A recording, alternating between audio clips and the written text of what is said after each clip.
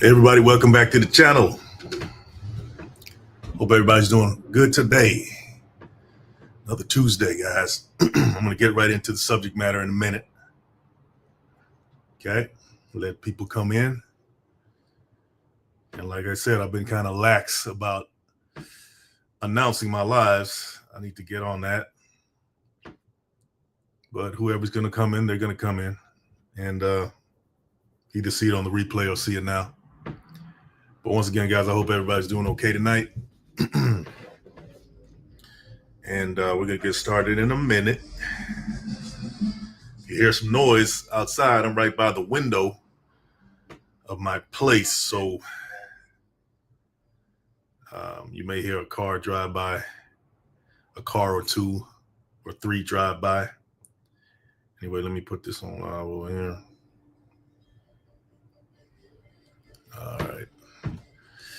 We'll get right into it in a minute, people. Give me a second. Oh, somebody playing loud ass music out there.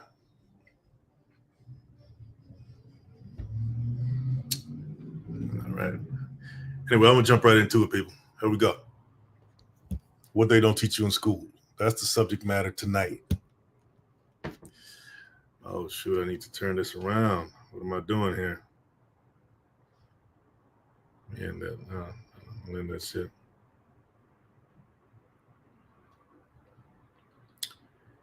All right. Sorry about this, guys. I'm trying to get this to close down. And I'm going to do this right here.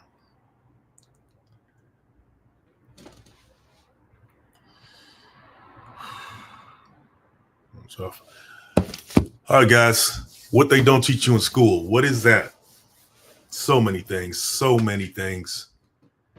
Okay.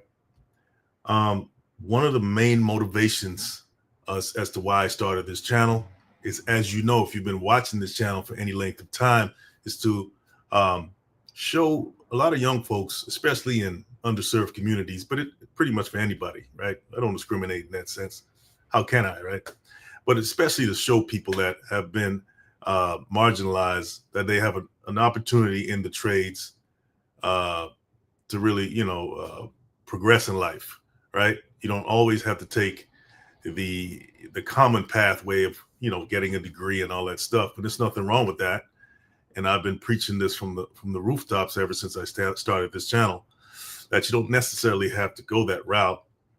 And I'm not knocking that route either, but you have to be strategic. Otherwise, you're just wasting your money. You're giving your money away to institutions, to credit card companies. You're getting in debt. You're getting in student loan debt and all that stuff, right? And it's a shame. I mean, most of America's in debt. It's a debt-run society.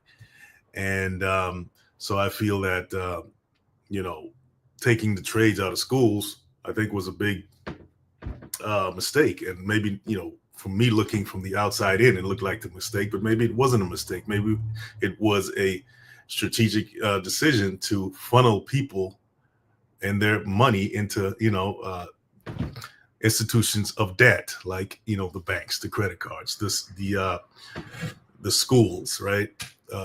All of that. Just pretty much lack of education. Okay. But in this live, I want to focus on another subject matter that I probably am going to start focusing on much more on the channel. I've done it before, and I think I'm going to start doing it again. Okay. And that's spotlighting innovators, inventors from, particularly African-American inventors, to, showcase them, spotlight them, because, you didn't learn this in school. I didn't learn about them in school. I had to learn about them years later, right? So, and then, it begs the question, why weren't you taught about these people, these great people that contributed to society in so many ways? The creature comforts, or some of the comforts that you enjoy today, including the light bulb, the traffic light, the ironing board, those things that you use today came from African Americans. Okay. But you don't learn about that in school. Why is that? Please leave an answer in the chat. or leave a comment later when you see this live. Why is that? Well, I'm going to take it upon myself to spotlight these great individuals on this channel and expose the kids out there today that don't see people that necessarily look like them or that they could relate to showcase these great individuals who lived in times of strife and discrimination to the max. Okay, but yet they were able to create and invent and innovate and give us some of the things that we enjoy today. Okay, and I think it's my obligation to at least showcase them and give them some kind of honor, right? Honorable mention, at least, because they're not going to find it in the schools today. Okay, and we know why. But so let's let's jump right into it. Let's see here. All right, guys. I'm just going to dive through a few. And, I don't have pictures. I want to have pictures when I spotlight these individuals on a separate dedicated video, which I'll start doing. But in this live tonight, I won't have any pictures for you. I'm just going to kind of go through some of the individuals that I came across, did the research on. And, we'll do it that way in the live. Let's see here. Guys. The title of this article is 8 Black Inventors Who Made Daily Life Easier. Black inventors changed the way we live through their many innovations, from the traffic light to the ironing board. Yes. Okay. Let's jump right into it. Okay. Number one, the improved ironing board. Man, who doesn't know what the ironing board is, right? I mean, at least if you're my age and you had parents with a lot of kids, you know what an ironing board is. I've ironed so many times, and it's a simple device, but it's so useful. It says it was invented by a lady named Sarah Boone, an African-American woman named Sarah Boone, in 1892. Okay, the ironing board, it says here, is a product that's used possibly just as much as it's overlooked. In the late 19th century, it was improved upon by Sarah Boone, an African-American woman who was born enslaved. Okay, and this article said it was improved upon. So was she the actual inventor? And sometimes when I do the research on this stuff, I have to ask myself, is this a credible source? Okay, because let's face it, and they don't want to give credit to us for creating anything, right? It just is what it is. So you have to even question some of the research you do, okay, because it's saying it was improved upon, which is implying the fact that she didn't necessarily invent it, but she improved upon it, which is still legit, because I invented something myself.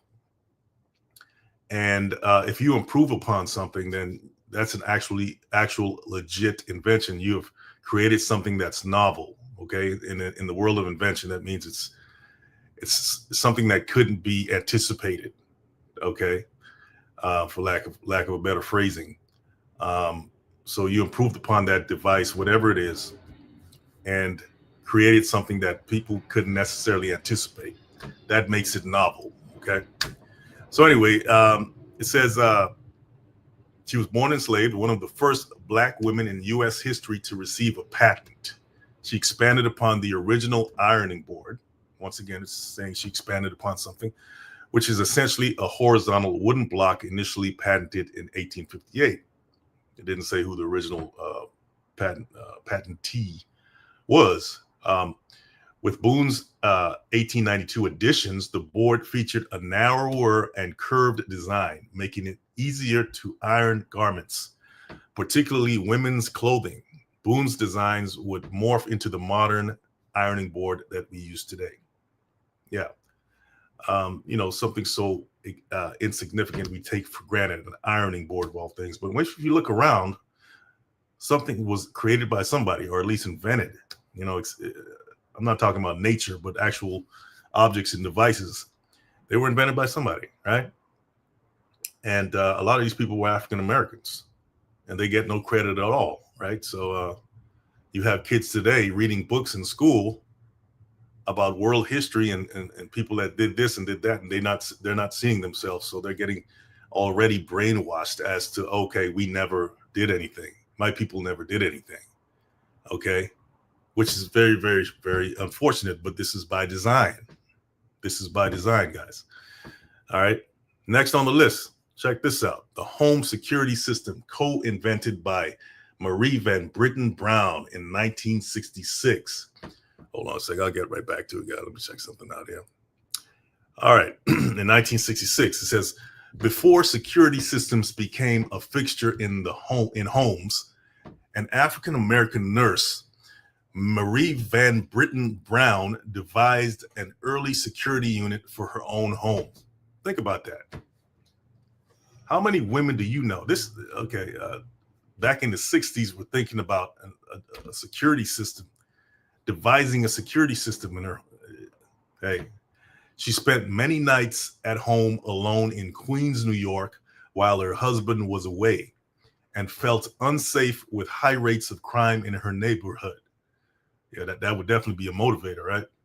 On top of that, the police were unreliable and unresponsive. Not much has changed, except when they want to be, right? So she created a device that would help put her mind at ease. It says in 1966, Brown invented a system that used a camera that could slide into and look through 4 peepholes in her front door. That's innovation right there. That she was really thinking on that, okay? The camera's view would then appear on a monitor in her home, so she could survey any potentially unwanted guests. That's the kind of wife you want, man. I'm telling you, look, that's some Mission Impossible stuff going on in there. All right. She added other features to the system, including a microphone to speak to anyone at the door, a button to unlock the door, and a button to contact the police. Did she know electronics or something? Or did she just, I don't know, figure it out, read books or something? This lady, I mean, that's amazing. That's very, very impressive. I'm assuming that she was a self-taught person, because it didn't mention anything about her having any previous education in those disciplines like electronics and all of that. Okay. So anyway, it says she added other features to the system, including a microphone to speak to anyone at the door, a button to unlock the door, and a button to contact the police. She and her husband took out a patent for the system in the same year, and they were awarded the patent 3 years later in 1969. Home security systems commonly used today took various elements from her design. This is an African-American woman that did this. The security systems that you enjoy today are because of her. Okay. You see, okay, I got a Ring camera. I got, all this stuff, alarm system, camera systems, being able to speak to someone through a microphone. This is her right here. This is her right here. Okay. So every time you're looking at your Ring camera and stuff, think about Marie Van Britten Brown. I want you to think about her. Okay. She's responsible for this. Give her all the credit. Okay. What's next on this? The 3 traffic light signal, invented by Garrett Morgan in 1923.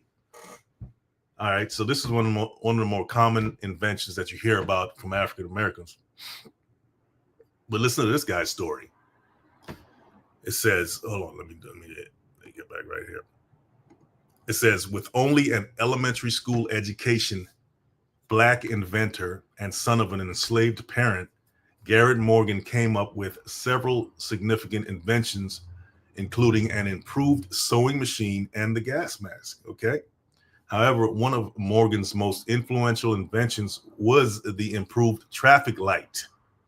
Morgan was one of the first 3 light systems that were invented in the 1920s, resulting in the widespread adoption of the traffic lights we take for granted today. Thanks to the successes of his other inventions, which means that he probably benefited monetarily. He had a come up from his other inventions, right?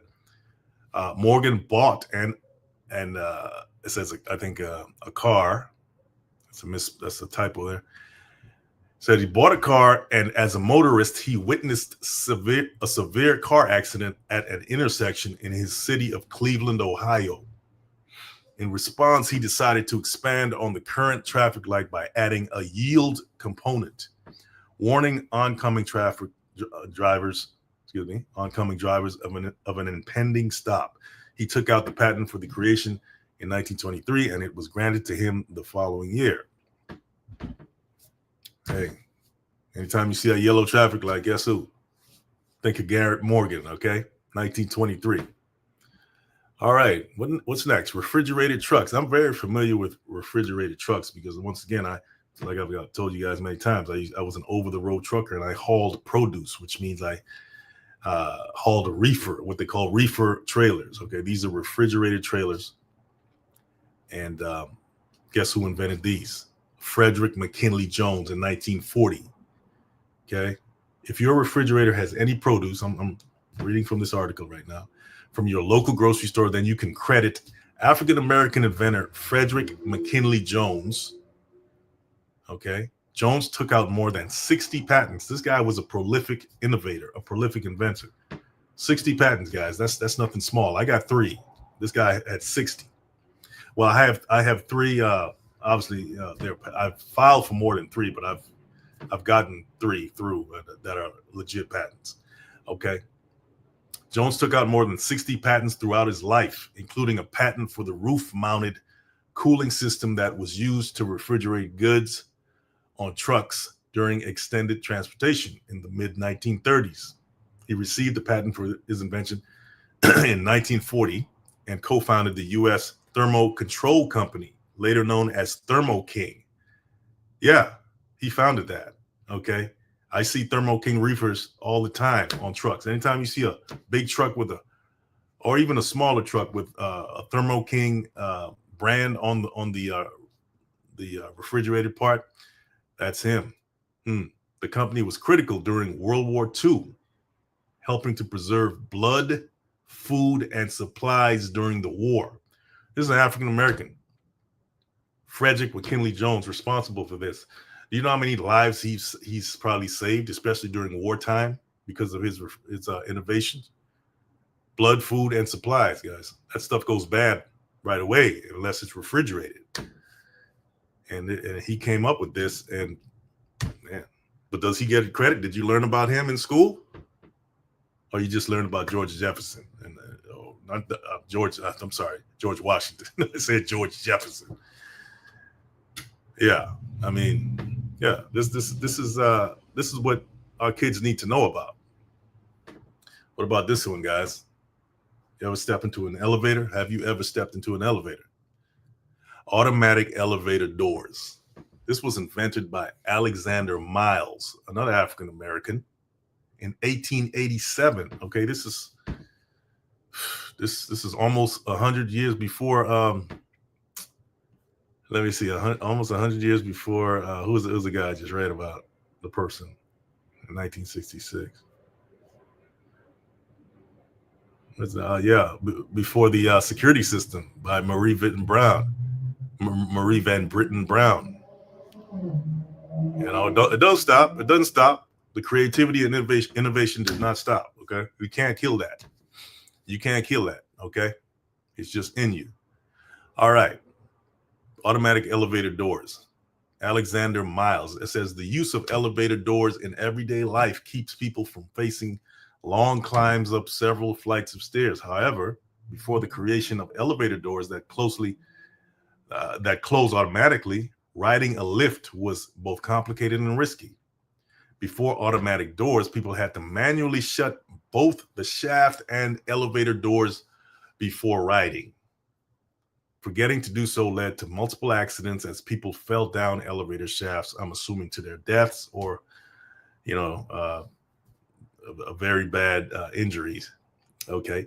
As the story goes, when the daughter of African-American inventor Alexander Miles almost fatally fell down the shaft, he took it upon himself to develop a solution. In 1887, he took out a patent for a mechanism that automatically opens and closes elevator shaft doors, and his designs are largely reflected in elevators used today. But does he get the credit? Who knows about Alexander Miles? Because I guarantee you, half the people walking around, they think another person invented it or created this. And yeah, so man, kudos to Alexander. You know, he's changed the world with that. Matter of fact, all of these people I just mentioned changed our world to this day. All right, let's see here. What's next?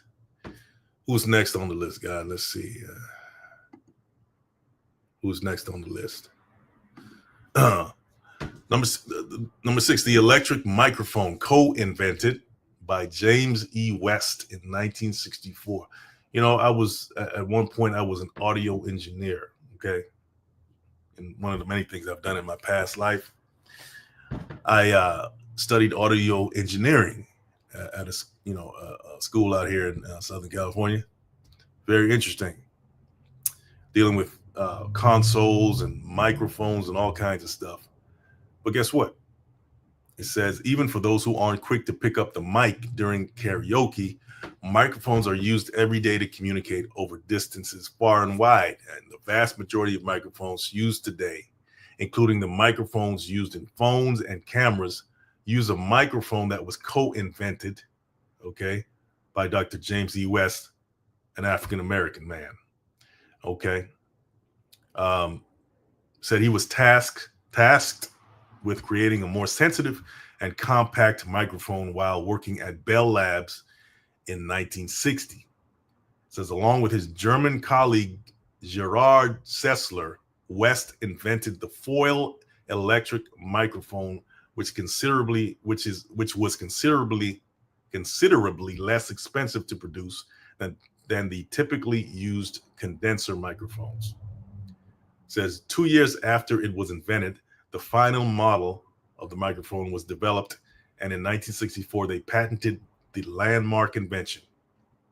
Okay, only 4 years later, the new microphone was in wide production and was being used in hearing aids, tape recorders, most telephones, and baby monitors. And that, you know, today it's used in pretty much everything. Okay, when it comes to audio and mics.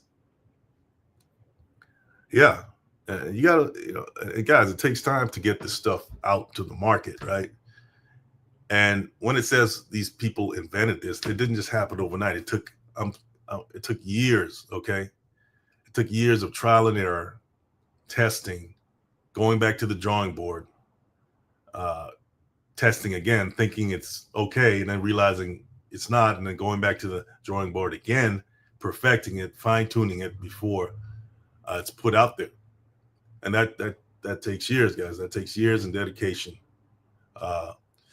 And once the prototype, because that's what you're pretty much making before it comes to market, before it's commercialized. Once you're done with the prototype, you still have to deal with the whole process, the patent process. That takes years too. You know, it could take, I would say, probably no less than 2 years, just to get that. Okay, so yeah, it's no easy feat getting something to market that wasn't created or innovated. All right, what's next? The carbon light bulb filament, invented by Lewis Latimer in 1881. I'm sure some of you guys have heard of Lewis Latimer. Everybody hears about Thomas Edison. But what about Lewis Latimer? Let's read. The light bulb itself was perfected by Thomas Edison. That's what it says. But the innovation used to create longer lasting light bulbs with a carbon filament came from African-American inventor Lewis Latimer. Latimer, the son of formerly enslaved people, began work in a patent law firm after serving in the military for the Union during the Civil War. He was recognized for his talent in drafting patents and was promoted to head draftsman, where he co-invented an improved bathroom for railroad trains. Okay, his successes would garner him further attention from the U.S. Electric Lighting Company, putting him at a company in direct competition with Edison in 1880. While there, Latimer patented a new filament for the light bulb using carbon instead of more combustible materials like bamboo that was commonly used for filaments. The addition of the carbon filament increased the lifespan and practicality of light bulbs, which had previously died just a few days. After just a few days.